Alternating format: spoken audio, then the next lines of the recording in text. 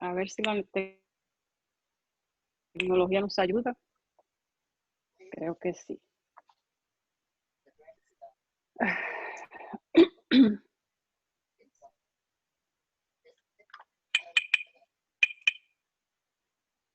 ¿No se escucha esto?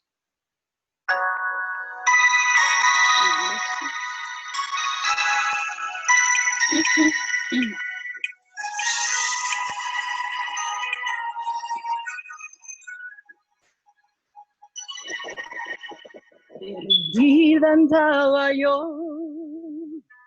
errando por el mundo, inundada del vacío que el pecado me brindó, como una oveja descarriada, sin saber a dónde iba, sin detenerme a contemplar la maldad que me atrapaba.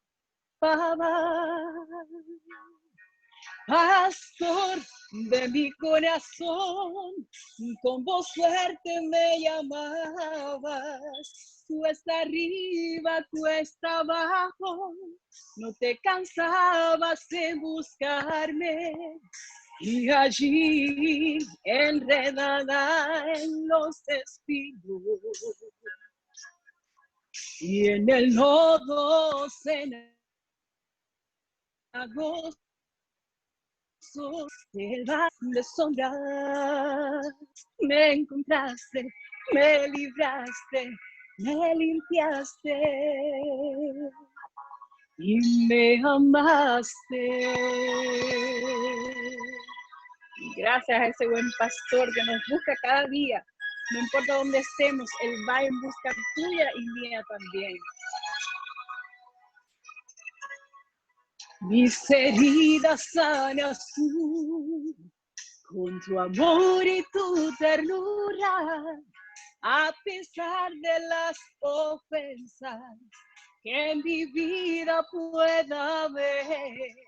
Con tu amor tú me perdonas, con tu sangre hoy me limpias, y es tu gracia quien me cubre y me hace nueva hoy. Pastor de mi corazón, con voz fuerte me llamabas. Cuesta arriba, cuesta abajo, no te cansabas en buscarme.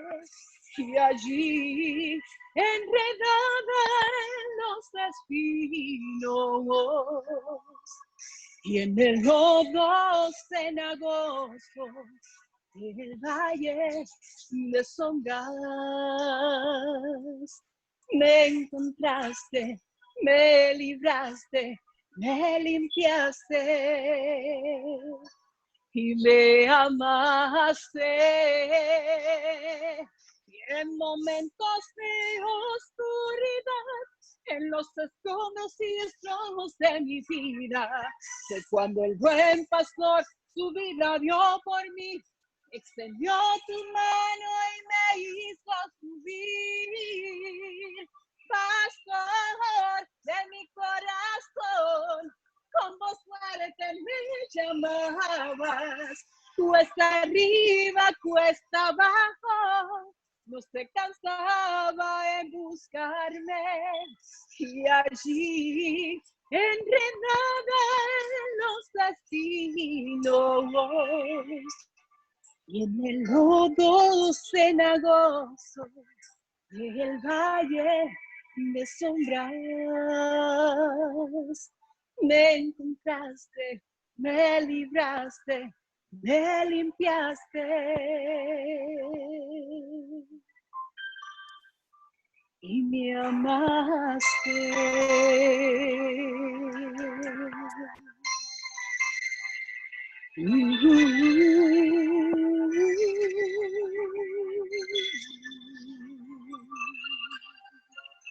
Me amaste.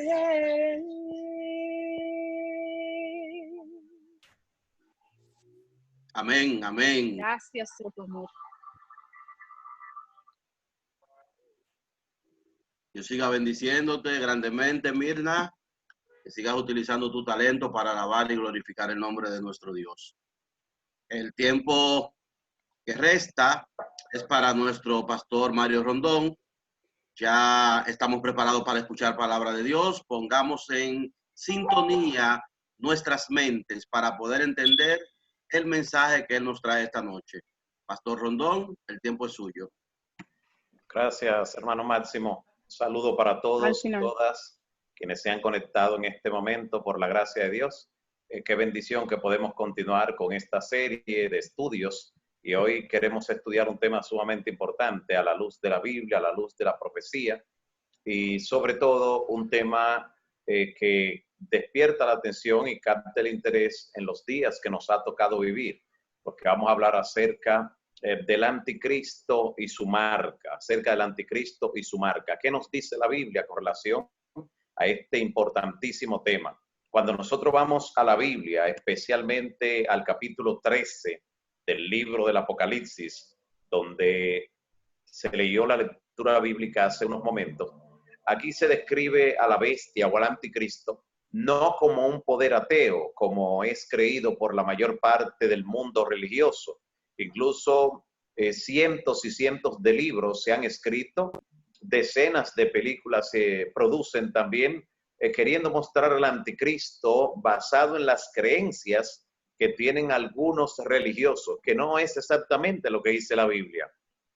Muchas doctrinas que llegan a ser populares no son bíblicas, son antibíblicas. Y cuando la Biblia habla acerca del anticristo, acerca de la bestia, en el tiempo del fin, un poder, no una persona, porque también sacando de contexto la enseñanza y lo que la Biblia describe con relación al anticristo o la bestia, algunos han llegado a suponer y a presentarlo de esa manera como si fuera un personaje ateo que surge en algún momento en el futuro para oponerse a Dios, a su verdad. Sin embargo, la Biblia presenta que el poder del anticristo, el poder que se representa en la Biblia también como la bestia, porque se le dan diferentes nombres, se está refiriendo a un poder religioso. Y no solo un poder religioso, sino un poder que está dentro de la cristiandad, y eso hace que su accionar, su modus operandi sea todavía más confuso para la persona que no conoce la verdad bíblica tal y como está registrada en la revelación. Y es lo que queremos nosotros ver. Pero queremos destacar ese aspecto en primer lugar. El anticristo o la bestia, como también le llama la Biblia, es un sistema, es un poder, pero no es un poder ateo. Es un poder religioso que intenta de alguna manera suplantar los atributos de Cristo, suplantar a Cristo. Y eso es lo que básicamente significa anticristo, en lugar de Cristo. No es solamente en contra, sino en lugar de. Y es básicamente lo que se describe acerca de ese sistema en las Escrituras. Cuando nosotros examinamos la Biblia desde el principio, encontramos que los principales enemigos de la verdad, los principales enemigos de Dios y de su pueblo a lo largo de la historia, no fueron poderes ateos, no fueron sistemas que de alguna manera se confesaban ateos, sino fueron poderes religiosos. Por ejemplo, el primer ser humano que fue asesinado en el planeta Tierra fue Abel. No solo el primer asesinado, sino el primer muerto en sentido general. Nadie, ningún otro ser humano había muerto antes que Abel, y la primera muerte se produce por un homicidio. El autor de ese homicidio fue Caín. Caín no era ateo. Caín era un hombre religioso. Hacía un momento antes de dirigirse a luchar y matar a su hermano, primero había ofrecido delante del Señor, había llevado una ofrenda delante de Dios. Así que reconocía a Dios, era innegable para él. Todavía el Edén estaba allí presente en la tierra, frente al portal del Edén, donde se aparecían querubines para impedir la entrada a ese lugar. Ahí era donde realizaban esos sacrificios, donde llevaban las ofrendas al Señor. Entendían que habían sido expulsados de ese lugar y que tenían ahora la oportunidad de prepararse para un día retornar al lugar edénico. Sin embargo, en la ofrenda que trae Caín, demuestra que no tenía fe y que no quería agradar a Dios tampoco, aún reconociendo que existía, aún trayendo una ofrenda delante de él como religioso, porque la Biblia describe que con relación a la ofrenda por el pecado, sin derramamiento de sangre no se hace remisión de pecado, por lo cual él debió traer un cordero para sacrificarlo delante del Señor, pero como él no criaba ovejas, como su trabajo principal, dice la Biblia, era la agricultura, producir víveres y frutas, de eso trajo Caín. El que producía o criaba ovejas era Abel, era pastor de ovejas. Así que bien pudo Caín hacer un intercambio, un trueque, hacer un esfuerzo por conseguir de parte de su hermano la oveja para el sacrificio, pero no quiso hacerlo. No quiso realizar ningún esfuerzo, ningún trabajo de su parte, ningún sacrificio. Se fue por la vía más fácil. Dijo, yo lo que produzco es víveres y fruta, que reciba de eso el Señor. Así que la religión de Caín es la religión que se va por la puerta ancha, lo que me resulta más fácil, lo que no va en contra de la corriente, lo que calma mi conciencia porque me hace tener una vida religiosa simulando que estoy sirviendo a Dios, pero de corazón estoy muy distante de Él. Y desde allí, desde que ese religioso persiguió al cristiano que era Abel, y sabemos que Abel era cristiano porque sacrificó un cordero que apuntaba por la fe al verdadero Cordero de Dios que habría de quitar el pecado del mundo, a Cristo. Así que Abel era cristiano, Caín solamente era religioso. Y desde ese instante los religiosos siempre han perseguido a los cristianos. Y en ese primer escenario, en ese primer episodio, incluso hasta le dio muerte. Y eso lo vemos nosotros también a lo largo de toda la palabra. Por ejemplo, ¿quién fue que dio la orden en Babilonia para que los 3 jóvenes hebreos, 3 jóvenes cristianos, fueran echados al horno de fuego? En Daniel capítulo 3, ¿quién fue que dio la orden?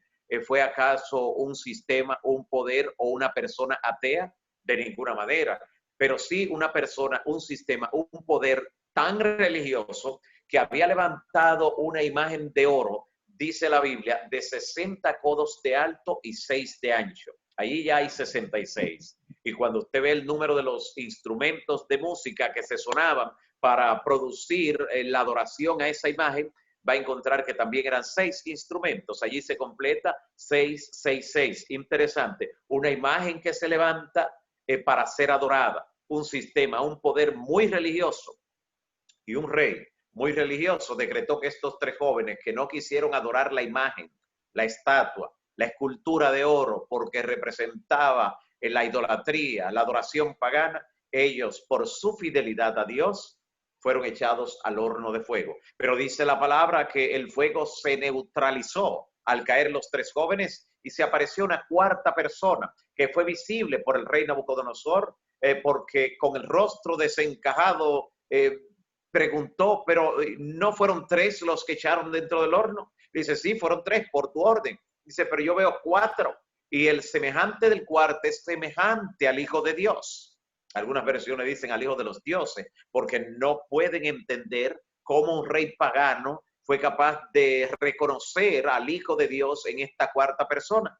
Sin embargo, los 3 jóvenes hebreos y Daniel le habían hablado al rey Nabucodonosor acerca del Salvador, acerca de Cristo, acerca del Hijo de Dios, que vendría en una misión importante. Y en la descripción que le habían dado, esto es respaldado especialmente por el libro Profetas y Reyes, la historia de los profetas y reyes describe eso, cómo Daniel y sus 3 compañeros le habían dado, por decirlo en términos de hoy, estudios bíblicos al rey Nabucodonosor, que al final tuvo un buen resultado. Al final lo vamos a encontrar en el capítulo 4 del libro de Daniel, como un rey converso, dando su testimonio de cómo se convirtió a la verdad este rey. De paso, el capítulo 4 de Daniel no lo escribió el profeta Daniel en sí, sino que lo escribió Nabucodonosor, luego de su conversión. Pero retornemos al capítulo 3, donde vemos a los 3 jóvenes, decimos, eran cristianos, porque ellos decidieron servir a Cristo, tan cristianos que Cristo se apareció, neutralizó el fuego y lo sacó con vida del horno de fuego. Interesante. Pero fueron perseguidos por gente religiosa. Pero no solo allí, encontramos también que quienes persiguieron a Cristo durante su ministerio terrenal, y no solo quienes persiguieron a Jesús, sino quienes también pidieron su muerte hasta verlo crucificado, fue gente no atea, sino gente muy religiosa. Tan religiosa que era gente que usaba una sotana, una túnica que llegaba hasta el suelo, hacían largas y altisonantes oraciones en las esquinas, ayunaban 2 veces a la semana, daban el diezmo de todo, incluso si tenían algunas plantitas como de menta, por ejemplo, de cualquier hortaliza, por pequeña que fuese, la contaban una por una. Con esa rigurosidad llevaban ellos a cabo su religión, pero no pasaban de ser religiosos. Por eso rechazaron a Cristo y su verdad y finalmente fueron condenados. Pero todo no se queda allí. Los apóstoles del Señor fueron perseguidos por esa gente religiosa. El primer mártir cristiano fue Esteban. Y usted lee en el capítulo 7 del libro de Hechos. Hechos capítulo 7 relata el apedreamiento de Esteban en los últimos versículos de ese capítulo 7 del libro de Hechos. Y usted puede encontrar allí cómo quienes le apedrearon, quienes le lapidaron allí, fueron gente muy religiosa. Le acusaron incluso de blasfemia. Claro, fue una falsa acusación, pero era gente religiosa. ¿Y qué decir de la Edad Media? Durante la Edad Media se sacrificaron decenas de millones de vidas de creyentes, de cristianos que no quisieron adaptarse a la idolatría impuesta por la Iglesia romana. Y el poder de la Iglesia romana, un poder religioso, se opuso a la verdad en forma tan cruel que hubo un momento, no conforme con las atrocidades que ya se realizaban, con los crímenes, con el martirio de decenas de miles de creyentes, instauraron lo que ellos llamaron, para darle un carácter espiritual, le llamaron el Santo Oficio de la Inquisición, que de santo solo poseía el nombre. Y la Inquisición se facturó millones de creyentes durante la Edad Media en nombre de la religión. Así que los principales enemigos de Dios, su verdad y su pueblo no son los ateos. Por eso la idea de que el anticristo, de que la bestia es un poder ateo, es una idea descabellada. No cuenta con el apoyo y el respaldo bíblico. Es un poder religioso, muy religioso, al punto de que su religiosidad extrema le lleva a perseguir y cuando puede también hasta darle muerte a los que no están de acuerdo con su sistema, con sus dogmas, con todas sus enseñanzas. Y en el tiempo del fin, lo que describe el capítulo 13 del libro del Apocalipsis con relación a la bestia o el anticristo es lo mismo, es una actuación religiosa. Mire, por ejemplo, puede leer conmigo en Apocalipsis capítulo 13, Apocalipsis 13 desde el versículo 13, dice: también hace grandes señales, hace milagros, hace grandes señales de tal manera que aún hace descender fuego del cielo a la tierra delante de los hombres. Se recuerde que el único que pudo hacer eso en la antigüedad, en un momento de adoración, fue Elías. Y el diablo estaba listo para hacer descender fuego del cielo, para confundir a la gente y hacer creer que Baal, el dios falso, el ídolo que estaban sirviendo en ese tiempo, hacer creer que era el Dios verdadero. Pero Dios no se lo permitió en ese instante. No le permitió porque lo que estaba en juego era quién era el verdadero Dios. Ahora, en el tiempo del fin, donde ninguna persona tendrá la excusa de que no conoce la verdad, porque no llegará el desenlace final, dice Jesús en Mateo 24:14, sin que antes sea predicado este evangelio del reino. No cualquier cosa a la que se anuncia o proclama por ahí, sino será predicado de manera específica, este evangelio del reino en todo el mundo, por testimonio, para testimonio a todas las gentes, y entonces sí podrá venir el desenlace final. Cada persona habrá tenido la oportunidad de conocer la verdad y de tomar una decisión en favor o en contra de la verdad. No estamos diciendo que todos se arrepentirán, eso ni soñarlo. La mayor parte se va a perder por rechazar la verdad, pero lo que sí estamos diciendo es que previo a que eso ocurra, primero el evangelio será conocido en el mundo entero. Y Dios está utilizando plataformas como esta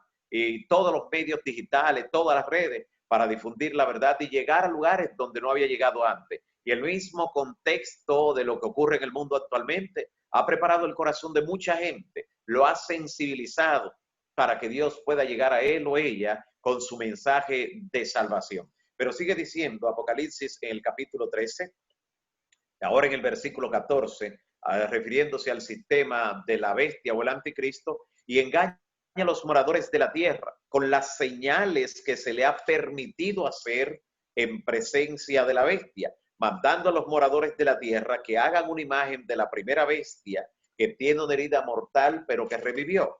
Y dice aún más, y se le permitió infundir aliento a la imagen de la bestia. ¿Recuerda la idea de la imagen que se levantó en Daniel en el tiempo de Nabucodonosor? Pues habrá una imagen ahora, la imagen de la bestia se le dice, para que la imagen hablase e hiciese matar a todo el que no la adorase.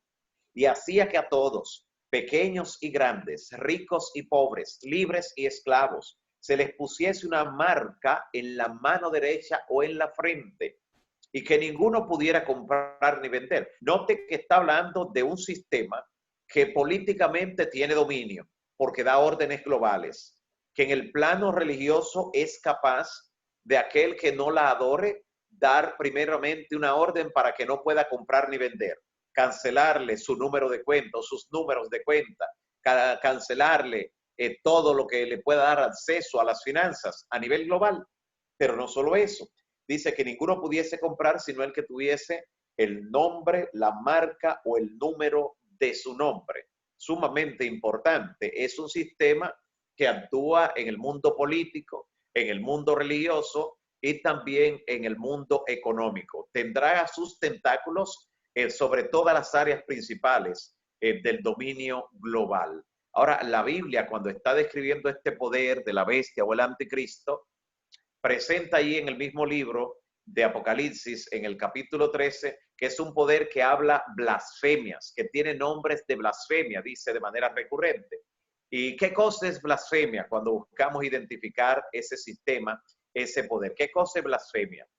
En Lucas capítulo 5, versículo 21, la palabra de Dios muestra algo interesante. Allí Jesús le dijo a un paralítico al cual sanó, le dijo antes de decirle, levántate, lo que Jesús primero le dijo fue, tus pecados te son perdonados. Y vamos a ver que eso es una constante en Cristo cuando de repente iba a realizar un milagro para sanar a una persona, para darle sanidad física, para liberarlo. ¿Pero por qué? Porque cuando el Señor se acerca a una vida que de repente no tiene conocimiento de la verdad, Jesús no solo quiere darle sanidad, no solo quiere dejarlo sano, Cristo quiere dejarlo salvo también. Por eso lo primero que le dice es, tus pecados te son perdonados. Y claro, los escribas, los fariseos, los saduceos, los líderes religiosos del tiempo de Cristo, que ya se habían bloqueado contra él, al escucharle decir esto y ver en Cristo solo un ser humano, no veían que allí estaba Emmanuel, Dios con nosotros, que no solo era 100% humano, sino 100% divino. Como para ellos era solo humano, por eso entonces dicen en Lucas 5:21, ¿quién puede perdonar pecados si no solo Dios? Y entonces dijeron, ¿quién es este que dice blasfemias?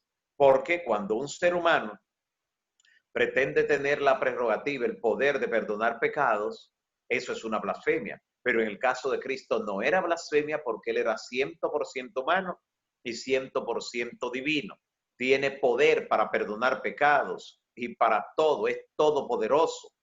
Sin embargo, aquí está indicando que el sistema que representa la bestia, el anticristo, ese sistema religioso es un sistema donde sus ministros pretenden poseer el poder de perdonar pecados, donde las personas van, le confiesan su falta, sus pecados, y ese religioso le dice que vaya en paz, que sus pecados han sido perdonados. Así que note cómo está hablando acerca de esto cuando dice que tiene nombres de blasfemia.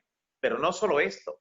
En Juan 10:33 dice que los judíos le contestaron a Jesús, no te apedreamos por ninguna obra buena, te estamos tratando de apedrear por la blasfemia. ¿Y cuál era la blasfemia? Dice, porque tú siendo hombre te haces igual a Dios. Así que aquí hay otro ejemplo de lo que significa blasfemia. En Juan 10:33. Evangelio de Juan, capítulo 10, verso 33. Cuando un ser humano pretende ser igual a Dios, eso es una blasfemia. ¿Será acaso que el mismo sistema que posee religiosos que le dicen a la persona que vayan en paz, que sus pecados han sido perdonados, que cometen esa blasfemia, será que también dentro de ese sistema religioso que ha perseguido a la iglesia durante prácticamente toda la historia, especialmente durante la Edad Media, más de 12 siglos de persecución que fueron profetizados por la palabra? En ese sistema también, el principal, la cabeza de ese sistema, y es bueno antes de destacar esto, saber que dentro de todos los sistemas religiosos, incluyendo ese sistema, que la Biblia lo representa como el anticristo, porque se coloca en lugar de Cristo, queriendo hacer los atributos que solo le pertenecen a él, dentro de ese sistema, dentro de esas iglesias, hay mucha gente que está buscando de Dios de corazón. Y Dios los reconoce como suyos. Oiga lo que Jesús dice en Juan 10:16. Evangelio de Juan, capítulo 10, verso 16. Jesús dice, también tengo otras ovejas que no son de este redil, las cuales me conviene traer para que haya un solo rebaño, que siga un solo pastor, que es Cristo. Note que Jesús reconoce que tiene otros hijos, otras ovejas en otros rediles. No son de este redil, pero no dice, pero cada uno se va a salvar en su lugar. No, dice, los cuales me conviene traer. Por eso en Apocalipsis capítulo 18, versículo 4, el Señor le dice a esos hijos fieles que todavía están en Babilonia, esos cuerpos religiosos falsos, le dice, salid de ella, pueblo mío. Note que le llaman su pueblo, ni siquiera lo llama impío. Son parte de su pueblo que todavía está en esos cuerpos religiosos que se identifican como Babilonia. Así que cuando estamos identificando este sistema con todas las características que la Biblia está señalando, no estamos hablando de personas, estamos hablando de un sistema. Muchas de las personas que están allí están buscando de Dios de corazón y Dios obrará en su favor. De hecho, muchos de nosotros, incluso quien les habla, estuvo primero en ese sistema. Y Dios, por su gracia, me liberó con su verdad. Porque Él ha dicho en su palabra, conoceréis la verdad y la verdad os hará libre. Libera de la esclavitud de la ignorancia, de la esclavitud del pecado, de la esclavitud de la idolatría y da a conocer la verdad. Por eso, esta característica de hombre que se hace igual a Dios es sumamente importante. Si usted busca en la Enciclopedia Católica, que hoy está de manera online accesible para todo el mundo, ya no hay necesariamente que ir a una biblioteca. Usted busca en la Biblioteca Católica, en la Enciclopedia Católica, en el tomo 3, bajo el artículo El Papa, y allí va a encontrar una descripción que le va a recordar esto que estamos diciendo. Dice allí, bajo el artículo Papa, lo siguiente: el Papa es de tan grande dignidad y poder como si fuera Dios mismo. Es aún más grande que los ángeles, y si algún ángel se revela, podría ser excomulgado por el Papa.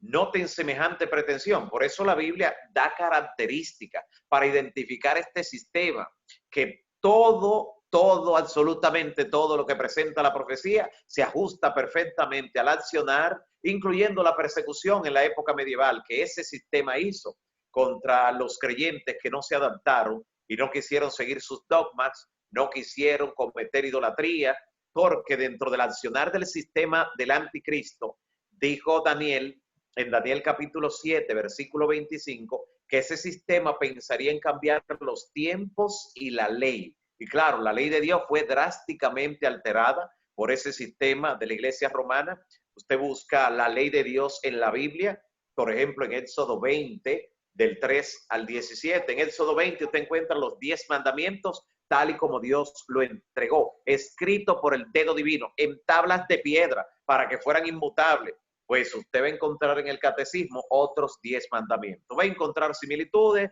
y va a encontrar profundas diferencias. Por ejemplo, de la ley de Dios que está en la Biblia, fue quitado y no aparece en el catecismo el segundo mandamiento. ¿Qué dice el segundo mandamiento? Está allí en Éxodo capítulo 20, versículos 4 y 5. Dice, no te harás imagen ni ninguna semejanza de lo que está arriba en el cielo. Ahora usted entenderá por qué fue quitado por ese sistema, por razones obvias. Ese sistema, su adoración, todo lo que tiene que ver con su liturgia, se basa mayormente en imágenes, en veneración y adoración de imágenes, como consideran santos y demás, pues la Biblia está prohibiendo eso. Dice, no te harás imagen ni ninguna semejanza de lo que está arriba en el cielo, ni abajo en la tierra, ni debajo de la tierra. No te inclinarás a ella ni la honrarás. Y el Señor dice, ¿por qué? Porque yo soy Jehová tu Dios, fuerte, celoso, que visito la maldad de los padres sobre los hijos hasta la tercera y la cuarta generación de los que me aborrecen. Pero hago misericordia a millares a los que me aman y guardan mis mandamientos. Ese mandamiento no aparece allí en la lista del catecismo por las razones que hemos mencionado.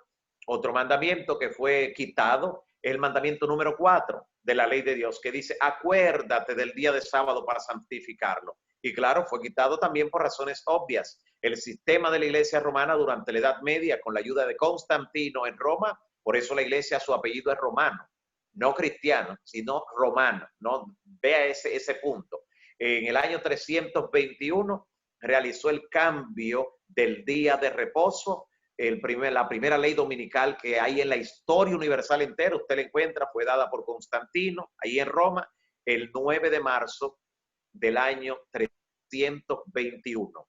Y entonces, de allí en adelante, lo que había sido el venerable Día del Sol en el mundo pagano, todavía en varios idiomas, el nombre del primer día de la semana tiene que ver con el sol, como en inglés, en alemán, en la lengua quiché, una de las lenguas indígenas en Centro y Suramérica, en mandarín, en varios idiomas todavía guarda relación con la adoración al sol, Día del Sol.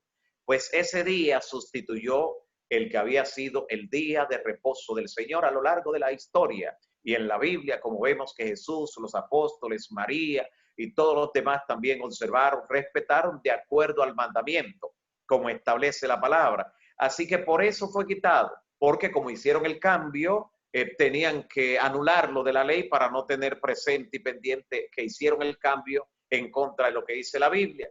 Y para llenar el espacio de este mandamiento que quitaron, para llenar el espacio del mandamiento que habían quitado, porque este fue sustituido por uno que dice santificar las fiestas, pero el que quitaron, el segundo, que habla de la adoración de imágenes, que la prohíbe, entonces dividieron el 10º mandamiento, que dice que no debemos codiciar nada del prójimo. Pues ese lo convirtieron en 2. Y usted va a encontrar en el catecismo que uno dice, no codiciarás la mujer de tu prójimo, y otro dice, no codiciarás los bienes de tu prójimo. Pero usted encuentra en la Biblia, en Éxodo capítulo 20, versículo 17, que no codiciarás, es un solo mandamiento. No codiciarás nada de lo que pertenece a tu prójimo. Pero había que hacer un rejuego, y fue lo que ellos hicieron para tratar de subsanar la alteración que le hicieron a la ley.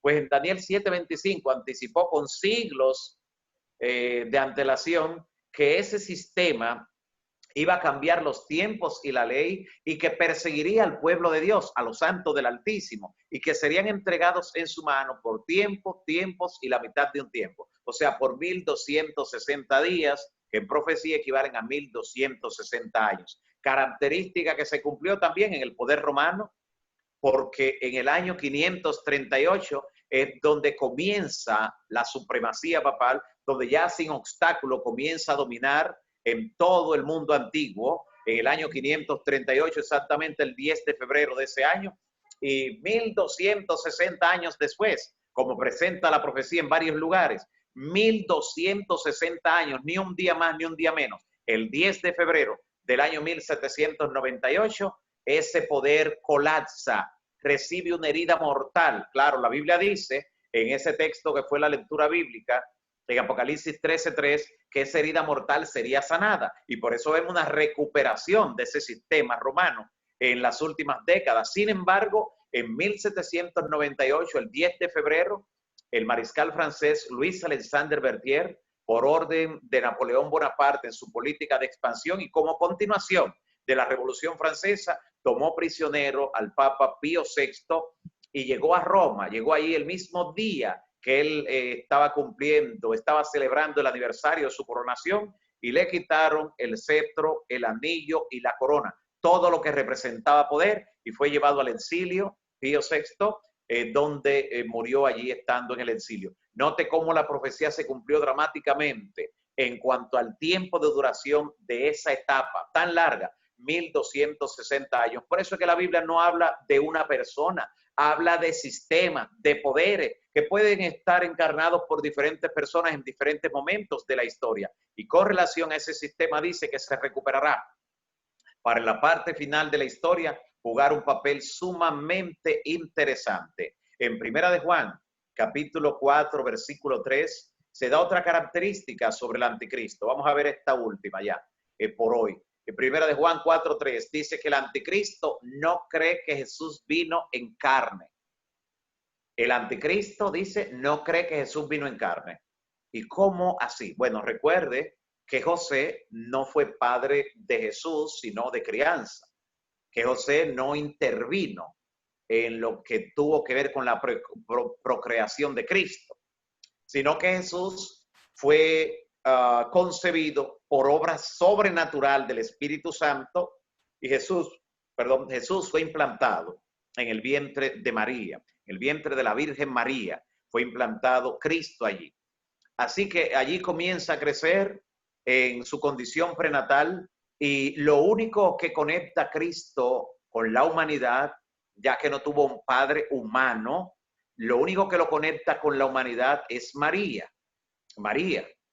Así que él tiene un nacimiento normal, aunque no su concepción, pero sí el nacimiento fue normal. Y cuando nace la humanidad la está heredando por parte de María, no de José, que no tuvo que ver nada con la procreación de Cristo.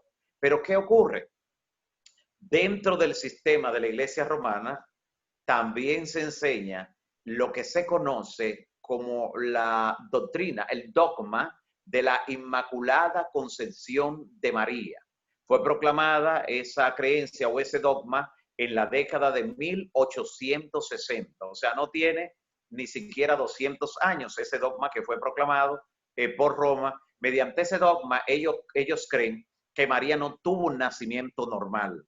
Escuche, María. Por eso no dice la Inmaculada Concepción de Jesús, sino la Inmaculada Concepción de María. Y dicen que María fue hija de dos señores muy mayores que ya no tenían posibilidad de procrear y que de una manera sobrenatural fue que ella nació. ¿Por qué se inventan eso ellos? Para poder destacar un dogma y una creencia que no tenían cómo sustentarlo. Y es de considerar que María era más que humana. De hecho, en su creencia, en sus dogmas, la Iglesia romana enseña que María es la madre de Dios, no la madre de Jesucristo hombre aquí en la tierra, sino la madre de Dios, el Dios creador, el Dios que siempre ha existido. O sea que le sitúan en la postura de una diosa. Si María no era humana, sino más que humana, si le considera incluso como la reina del cielo, como una diosa, entonces Jesús no tuvo nada que ver con la carne, nada que ver con lo humano, porque la única parte humana sería heredada de parte de María, pero mediante ese dogma de la Iglesia romana le quitan la única parte de humanidad. Eso nos dice que ese sistema que ya ha cumplido con todas las demás características para ser un poder anticristiano, está cumpliendo fielmente con esto que dice Primera de Juan capítulo 4, verso 3, donde dice que el espíritu del anticristo dice que Jesús no vino en carne. Un detalle sumamente importante que no podemos pasarlo por alto al identificar este sistema, este poder. Mañana vamos a continuar justo donde nos quedamos hoy, porque tenemos que ver la marca de este sistema, la marca de la bestia o el anticristo. Tenemos que ver su número, el 666, si tiene que ver o no con un microchip, dónde será implantado. Todo eso lo vamos a ver en el tema de mañana. Mientras tanto, identificar que no es un poder ateo, sino un poder religioso, porque siempre quienes se oponen a los cristianos son los religiosos, ha sido un punto sumamente importante para nosotros seguir en lo que tiene que ver con el descubrimiento de todo lo que la profecía nos dice con relación al final.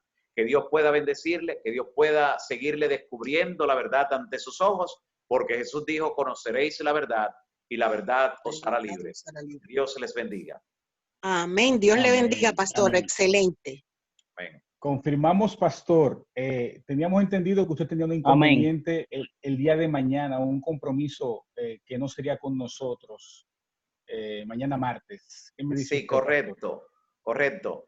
Sucede que pudiera estar, pero así como ustedes se unen a la plataforma un poco antes, así yo pudiera estar, pudiera comenzar a eso de las 6:50 En mi parte pudiera comenzar eso a las 6:50 y pudiera estar más o menos como hasta las 20, porque justo ahí es donde entra el otro compromiso que ya tenía cuando hablamos. Para, si lo ven bien, eso podemos hacer. Sí, Perfecto, para no perder la perfecto. hilaridad. Mañana, Pues así lo vamos a hacer. hacemos a las 6:50, estamos todos. Amén. Dios les bendiga a Perfecto. todos. Amén. Pues vamos a orar. Amén. Padre bendito que estás en los cielos, santificado sea tu nombre por siempre.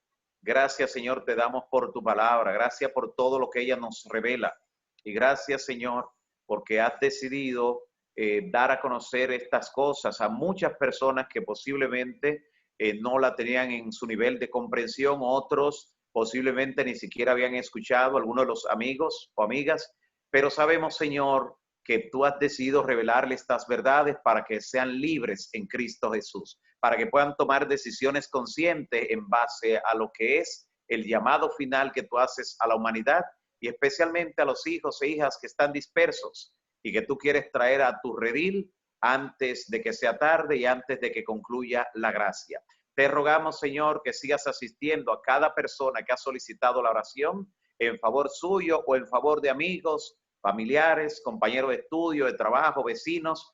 Tú conoces esas peticiones, conoces esos nombres que cada uno de estos tus hijos e hijas en este momento tienen en su mente y corazón, que en línea directa te presentan en esta hora. Responde, Señor, a esos clamores, a esas peticiones. Glorifícate en la vida de esas personas por quienes oran, en su salud, en su vida emocional, en su vida familiar, en su vida financiera, en su vida laboral, en sus matrimonios, en todo, Señor, lo que haya que restaurar. Manifiéstate poderosamente. Danos un resto de noche en paz y en comunión contigo y danos la oportunidad de encontrarnos mañana nueva vez para continuar con el estudio de tu palabra. En el nombre de Jesús. Amén. Amén. Dios le bendiga y una feliz noche. Amén. Amén. Le agradecemos al pastor por el esfuerzo que está haciendo para estar con nosotros mañana. Vamos a escuchar otra parte especial ahora a cargo de nuestra hermana Mirna Cueto, y después de que Mirna tenga la participación le daremos otra sorpresa que tenemos para el día de mañana. No hay orejita, no puede decir cuál es la sorpresa. Después que usted cante. Aquí vamos entonces.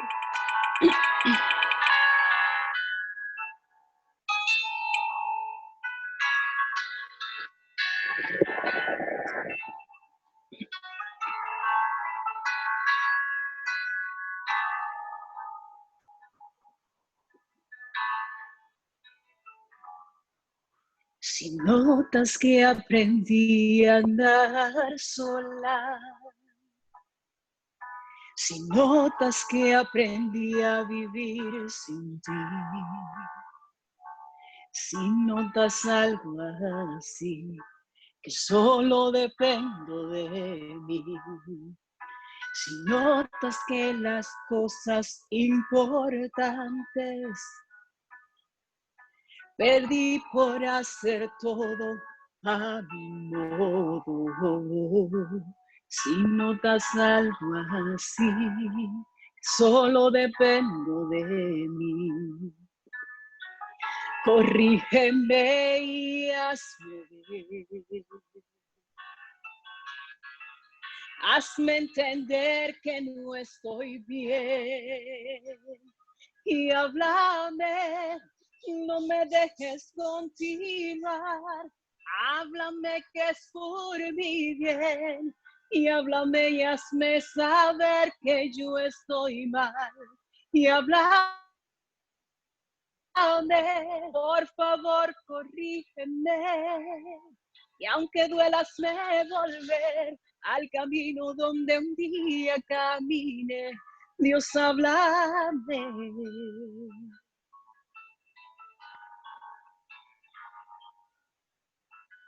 Si me ves preocupada por pensar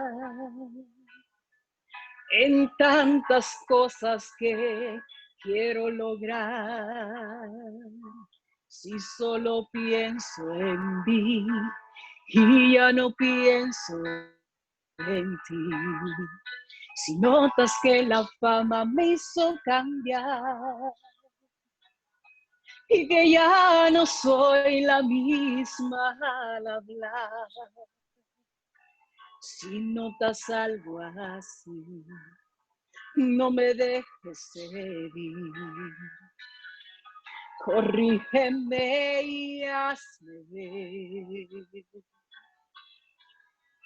Hazme entender que no estoy bien. Y háblame, no me dejes continuar.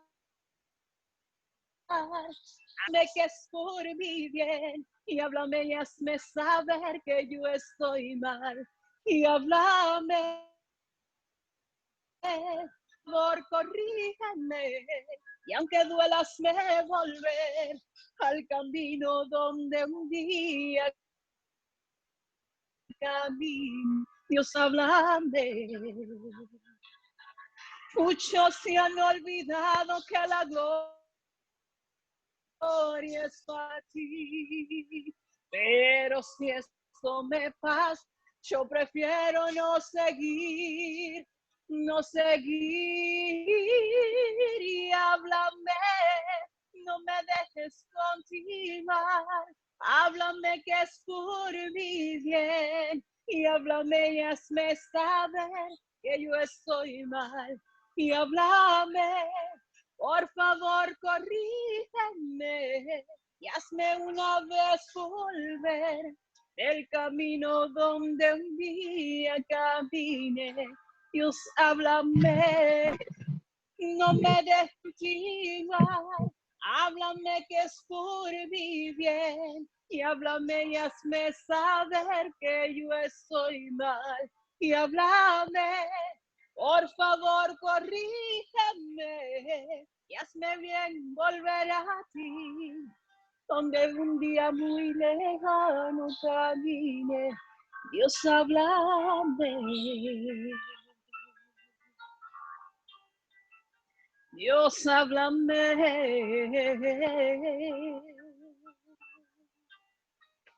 Si estoy equivocada, Dios, si mi corazón se ha apartado en algún momento, mis pasos no están en tus caminos, solo háblame. Dios, háblame, solo háblame. Dios, háblame. Dios, háblame.